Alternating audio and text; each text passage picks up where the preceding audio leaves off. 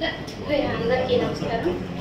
జిల్లా కలెక్టర్ గారికి, అలాగే వ్యవసాయ అధికారికి, అలాగే బ్యాంకర్స్కి, డిసిసిబి చైర్మన్ గారికి, అలాగే కార్పొరేషన్ చైర్మన్ గారికి, బ్యాంకర్స్కి, అలాగే ఎంపీ గారికి, అలాగే ఇక్కడికి విచ్చేసిన అధికారులకి, అలాగే రైతన్నలకి ముందుగా శుభాకాంక్షలు. అందరికీ కూడా నమస్కారం. ఈరోజు మన గౌరవనీయులు సీఎం గారు, అలాగే మన వ్యవసాయ శాఖ మంత్రులు తుమ్మల నాగేశ్వరరావు గారు ఈరోజు చాలా రైతన్నలకి పండుగ రోజు.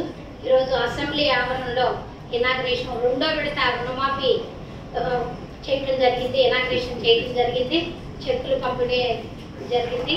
చాలా సంతోషకరమైన వార్త. ఈరోజు రైతులకి రుణమాఫీ చేయటం, ఏకకాలంలో రుణమాఫీ చేయటం అనేది చరిత్ర. ఇది చరిత్ర రాయొచ్చు. ఎందుకంటే ఇలా చేసిన ప్రభుత్వాలు ఎక్కడా లేవు. గత ప్రభుత్వాలు కానీ ఎప్పుడు కూడా ఏకకాలంలో రైతులకు రుణమాఫీ ఇచ్చింది కాంగ్రెస్ ప్రభుత్వం. ఇది చరిత్రలో సువర్ణాక్షరాలుగా లిఖించుకోవచ్చు మనం.